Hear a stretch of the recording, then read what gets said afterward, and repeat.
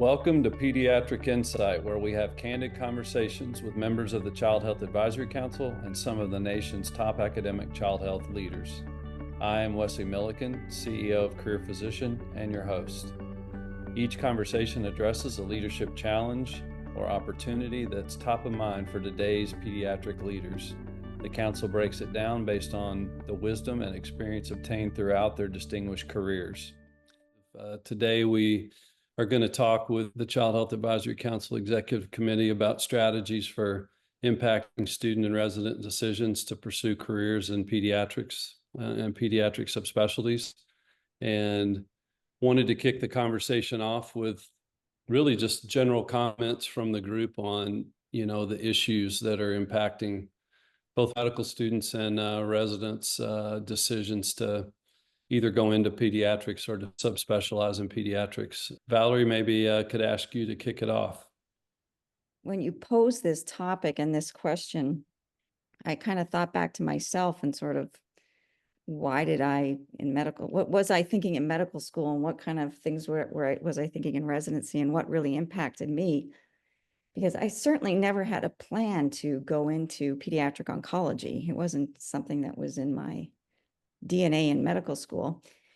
And I think it comes down to, first and foremost, there's kind of two buckets. There's the intangible things, and then there's the tangible things that really, I think, influence people. And I think early on in my career, most of my influence was the intangibles, the opportunity to give service to others, to help children, experiences working with pediatricians that did research on trying to improve child health. And then I would say in residency, working with a role model, a woman physician who was just an incredibly gifted, talented clinician, but just so kind and empathetic. Her patients adored her. And she was so highly respected in the medical center where I was training. And, I looked at her and I said, I just want to be like her. She is just the epitome of what I want to be like when I'm a physician. So I think it's those intangible things that I think the culture of the community you're working in, how the team works together, how happy people seem to be. If all those things align with your clinical skill sets and your intellectual interest in the subject matter, then I think it's a win-win-win-win-win. So then, I started to think, well, what are tangible things that could get in the way of that decision? And I think there are many, especially now for our residents and medical students. How much debt are you graduating with? What's the cost of living where you're going to go to? What's the work-life balance that you might experience with the job description that you're given? What are the metrics that you're going to be held accountable to? Do they seem daunting to you? Even things like how well the offer letters are written can sometimes change people's perception. So I think there's intangible things and there's tangible things. And I think sometimes it's the tangible things that derail people's interest in a profession because they decide that maybe they can still be happy in medicine, even if they're not doing exactly what they thought they wanted to do, because some of the tangible things, the salary, the location where I can practice, the kind of practice, the work-life balance, it'll be more amenable to some of the other things in my life. I've always thought that one of the reasons that for years and years and years and years, there were 10% of the graduating class went into pediatrics. They might have varied between 9 and 12%, but regardless of how other specialties fluctuated, pediatrics was always constant until somewhat recently. And I always thought that part of that was because for many and maybe most medical students, the only physician they've ever known before going to medical school was a pediatrician. And pediatricians tend to be great role models. However, I think that, there's a saying that the difference between you are as an adult later in life and who you were as a child are the people you've met and the books you've read. And I, like Valerie, I'm a nephrologist because of Robert Hickman, who was the most amazing, kind, ethical person who would do anything for his patients and was so kind to me. Those role models make such a difference. One of the challenges that med students have is that even though they've only been associated with a pediatrician prior to medical school, they don't see pediatricians very often in the curriculum at med school. They're not taught by pediatricians. They oftentimes, the pediatric departments at a children's hospital separate from the university, so that they don't see them in the halls. They don't have quite the same relationship. And I think that's been a big missed opportunity.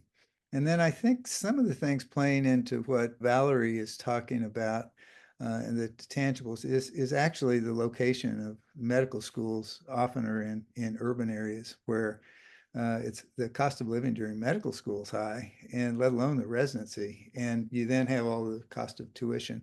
And so there's much more awareness of finance as times have changed over the years. In the Northwest, we had practices in many small communities. And I told people I loved going out to our teaching sites in Helena, Montana, and Billings, Montana, and Pocatello, Idaho. The pediatricians there were happy. They really were positive about their careers. It was different than the lives they had, and the opportunities they had, and the role they had in the communities were different than maybe practicing in a large urban area where most of the med students get their clinical exposure. So those are some of the things that I think have been lost a little bit along the line in terms of being able to be exposed to pediatricians early in medical school, and secondly, not being able to see the impact pediatricians can have in their communities, because medical schools are often located in large urban areas. Greg, do you have a thought? I think that Valerie had a really nice observation about how the sort of people that she enjoyed working with during medical school really had a lot to do with her selection of pediatrics as a specialty, sort of the intangible. One of the things that I've always been very impressed with is that people who go into pediatrics really enjoy working with the families, and the opportunity to sort of advocate for the child with the families, and to seeing, the child's health take the predominant role in bringing people together. And so I really think that people who go into pediatrics in general get great joy out of bringing people together. And sometimes in stressful situations and very tense situations. I have seen medical students really respond to mentors who show them how to make that happen, because it can certainly be a magic and a very joyful moment when that really happens. Craig, I had a conversation with a candidate we were working with the other day, and he talked about the most painful and the most joyous opportunity in his career has been bringing constituencies together around caring for a kid. I think that's a real thing. One of the other things I noticed when we were looking at the workforce study was just a statistical difference between the decrease in MD graduates, osteopathic graduates, and foreign medical graduates, as far as those going into pediatrics and pediatric subspecialties. And the decline was a bit larger in allopathic graduates versus osteopathic and foreign medical graduates. And I just wonder if the council had any thoughts on that as to relevance. Danielle, do you want to start? I've put down some thoughts that relate to Valerie's initial sort of framing of this as intangible versus tangible. And I've been in institutions, 4 different institutions, where 2 of which had a large number of foreign medical graduates, and actually had an osteopathic, one of them had an osteopathic residency training at the time that osteopathy and medical sort of were merging. So I've had exposure to all 3 groups. And these are general observations relating to the intangible that Valerie mentioned. I think if foreign medical graduates, as you know, have often a highly skilled individuals who are coming from all over the world and may not have even been in pediatrics, but have decided to go through residency training in pediatrics, may have a different perspective, a global perspective on opportunity and clinical practice. And if I reflect back to my own decision in pediatrics, really, I could have been happy in any of the field. There was a sense of urgency and intensity in going into medicine that I think I still have, although I'm getting old. And I see that in the opportunities. If somebody's coming as a foreign medical graduate, their path has been not easy. And so there's that intensity and urgency of action and opportunity. So that's one conversation. In terms of the DOs, I don't know if that, and again, we're not talking comparison statistical significance here. The training, as I understood it, osteopathy is a bit different, and perspective is a bit different from that of allopathic medicine. And I think that may play into the vision and the intangibles of what's important in a career choice. It is sort of a reflection. So I don't know if that difference is significant or not, but I think the fields, the pathways to getting into pediatrics are different for those three groups. And just a comment in terms of Valerie's comments about the choice. It's a tough time. The clinical practice has changed, right? Even exposure. I remember when I trained at Harbor UCLA, which I loved, and Martin Luther King, because I'm UCLA grad. I mean, you were part of the workforce in a way. I'm not suggesting we go back to that, but you were part of the workforce in a way that made you feel essential. And perhaps that happened during the pandemic, and when we heard our students say that they want to be part of the response and service underlying that intangible of really being there. And then the challenges and the tangible are everything that you guys have listed. Politics and academia is one that I would put at the top. Debt, cost, etc. The other intangibles are not really there necessarily, but I think there are different motivations for going into medicine, and how you create meaning from people's different perspective and life opportunities, the vision for our field, I think is all wrapped up in those decisions. Thank you, Danielle.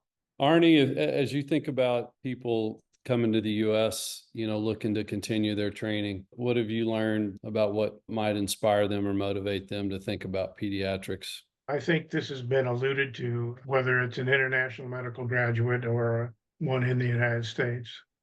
It's about the future. My major conclusion when I was trying to make this decision was that by doing pediatrics, I could help an individual for 70 years. Whereas if I went into internal medicine, I was going to be lucky if my patients survived 5 years. So I think it's about the future and emphasizing the future and how to change the future, and providing that inspiration to medical students, I think, is absolutely key to their decision-making. Why do international students often go into pediatrics? I think it's for exactly that reason. They have the experience of their own childhood and the difficulties that they face, and the difficulties that young people in their country face, and they know they can make a huge difference for the future. So I think a focus on the future is one of the key deciding points. And then I would emphasize again what Valerie said, and it was true for me and probably true for all of us. There was a mentor or an inspiration person who created the environment of positivity about pediatrics, showed us an example of how we in the future could make a difference as they were currently. So I think those two issues are really important. The cost of medical education in many foreign countries is quite different than in the United States too. So the financial imperatives that replacing medical school debt are quite different for international graduates. Do you think that has any role in terms of lessening the financial impact? Yes, I do. And I hope that's changing, because some American medical schools are foregoing tuition because of the understanding of the impact that that has on these future choices. So yes, I agree. I would also emphasize that there's a changing environment in relation to thinking about international medical graduates. So in the past, there's been a bias that maybe the education one is strong, or other prejudicial issues. Our experience in Cincinnati with international medical graduates, and I think it's probably everyone's when they actually go back and think about it, is that these students who come to the United States for training are highly motivated. They're certainly smart, and they end up being great physicians, great pediatricians. We had a system where we focused on attracting international medical graduates here to Cincinnati. And that outcome over the years is that 20% of our faculty were born in another country. That emphasizes the contributions that international graduates have made to our specialty. My experience has been that foreign medical graduates not only are critical to our workforce, but it bring a variety of excellence in prior clinical experience. It may be even in different field, for example, OB, et cetera. And so I think whatever the myths were about sort of preparedness for residency training, that's been debunked in terms of, and obviously it's still very competitive to get a residency, as it should be, position. But I think we have a wealth of individuals who come with very different life experience. And, you know, I'm teaching now in the School of Public Health. I have the advantage of having students from all over the world, and the perspectives they have in terms of community, sort of how to approach public health issues, both locally and globally. It really expands our horizon in terms of possible solutions to things we face here. So I think that's been a real strength. And the other, I do want to comment on the DO, because I think, again, having been exposed to residents who were in the DO track, their perspective in terms of holistic medicine was different. It was eye-opening for me. And I remember when I was at CHAC as a resident, one of our most skilled fellows, neonatology fellows, was a DO. And I had very little knowledge of that particular track. But I think, you know, that's also been debunked in terms of any biases against DO. So I think it's looking at the workforce and the complexity of the problems we're facing. And I hope we can maintain in allopathic students kind of address the tangible issues that are barriers to achieving some of the things that they really want to go to. I'd like to pose one question, is that I'm noticing, this is anecdotal, that a number of students are choosing high intensity fields such as emergency medicine. And we know the path of emergency medicine has broken away from being in pediatrics necessarily. Many of them are in emergency medicine departments, although they do pediatric emergency medicine. I wonder if folks have thought about that in terms of the intensity and what's being offered as opportunities when people choose pediatrics. You know, this is just conjecture, but of the high intensity specialists, neonatology, critical care, emergency medicine tend to have the most fellow applicants. And it's interesting to observe that those specialties tend to have very shift-like schedules. In other words, their weekly work is more regulated with time off and manageable for personal issues and things like that. The compensation sometimes is better in those specialties as well, but there is a difference in their style of work, and that they tend to be shift kind of schedule. I would add, I mean, you look at hospital medicine, I mean, a lot of people are going into hospital medicine, and it's a newer specialty with boards, but it's interesting when you see it from our perspective as a leadership firm.